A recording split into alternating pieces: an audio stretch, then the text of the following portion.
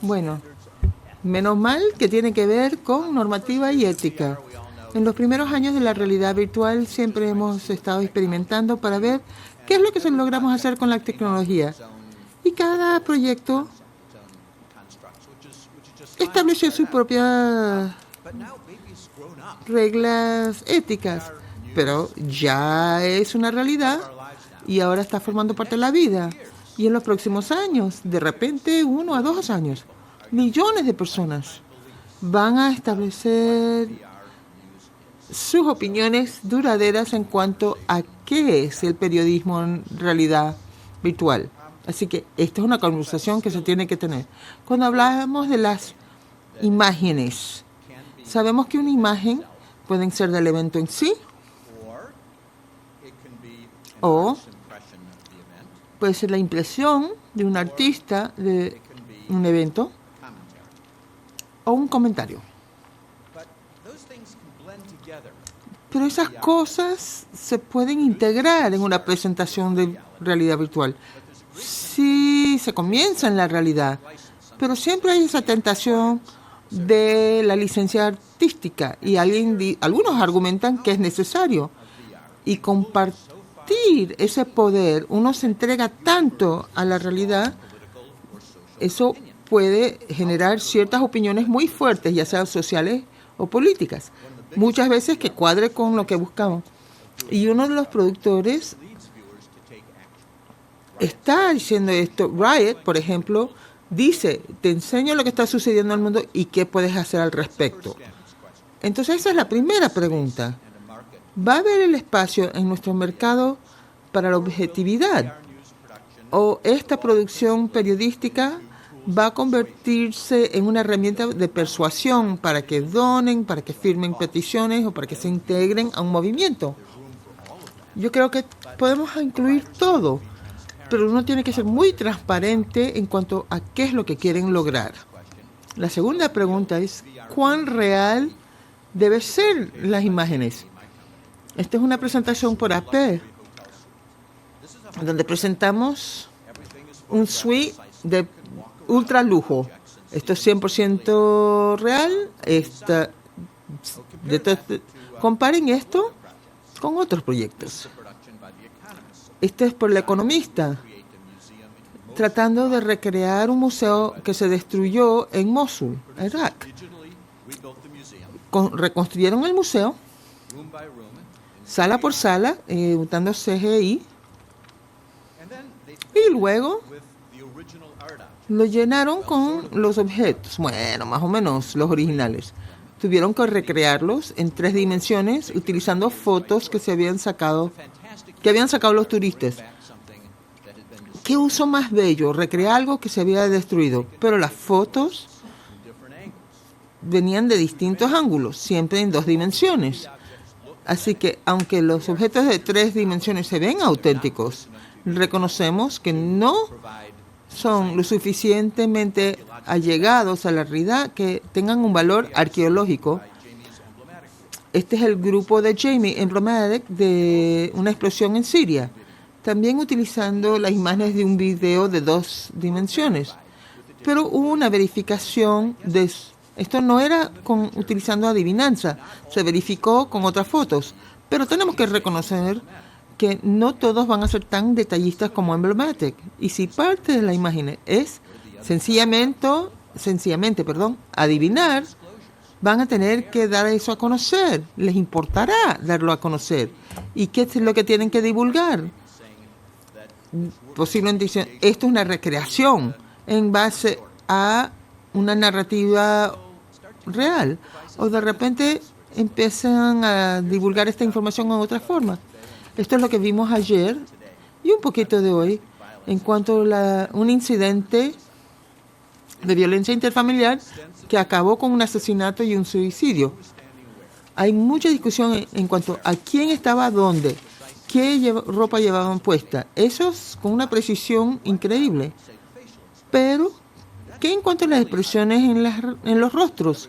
Eso es muy difícil poder describir en forma real. En una situación como esa, eso podría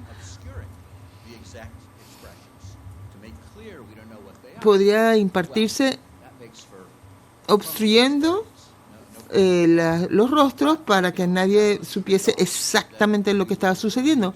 Pero eso es algo que vamos a tener que hacer para dar a conocer qué es lo que sabemos y qué es lo que no sabemos en la realidad. Entonces, ¿cómo recrear un evento desde la perspectiva de distintos testigos? Dan Archer creó esto viendo la muerte de Michael Brown desde la perspectiva de distintos testigos, y uno puede caminar dentro de esta realidad virtual hablando con los testigos desde su perspectiva. Eso valida el poder de cada testigo, pero la decisión final es del participante. Ahora, otra pregunta.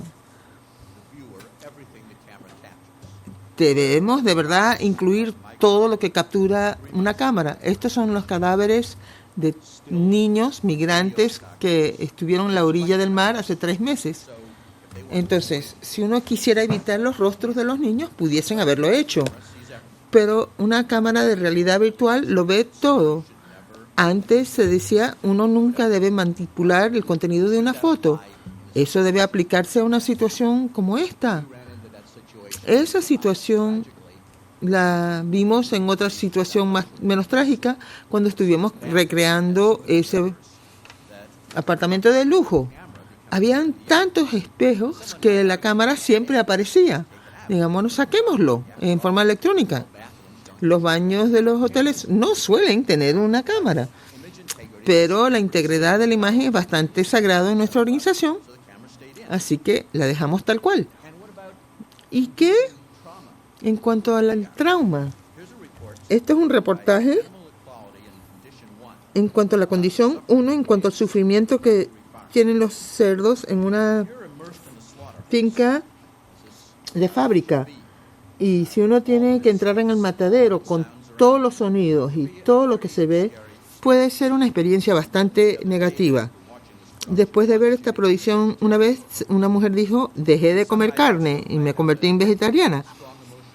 Y puede haber una reacción muy fuerte a esto por Guardian, en una celda de aislamiento total en la correccional estadounidense.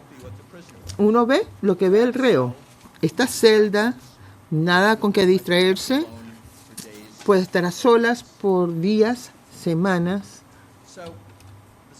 Entonces la ciencia y el efecto de esta realidad virtual en cuanto a los cerebros es todavía demasiado joven. No sabemos cuáles van a ser los efectos del trauma. Y al aprender más, vamos a tener que prestarle más atención en cuanto a nuevas normativas o cosas que deberíamos incluir donde lo utilizamos o no lo utilizamos. Cuán móviles, mucha de la realidad virtual es que uno se para en un lugar y puede dar la vuelta a todo alrededor, como en esta producción de New York Times en cuanto al sufrimiento de los niños refugiados. Se ve todo al ver esta aula en Ucrania. Pero todavía uno queda limitado por la selección del lugar, pero si uno puede caminarlo como en la realidad virtual, todavía es el productor que ha escogido qué realidad pueden ver. Debería darle cierto contexto en cuanto si la solución hubiese sido distinto en otro lugar, a unas cuadras, unas millas, y entonces hay ciertas empresas que dicen que esto es tan complejo que tienen que remontar las situaciones, que es algo que no hubiesen hecho antes. Y alguien en New York Times, y el uso del periodismo tradicional en video. Siempre hay esa duda. ¿Tienen que ser los eventos actuales o se pueden recrear y ajustar un poco? Y no quiero criticar la experimentación del uso de esta tecnología. Hay muchos tipos de periodismo y eso está perfectamente bien cuando uno es transparente. Pero creo que tenemos que asegurarnos que la conversación en cuanto a la ética, en cuanto a la realidad virtual, vaya desarrollándose al par del uso de la realidad virtual.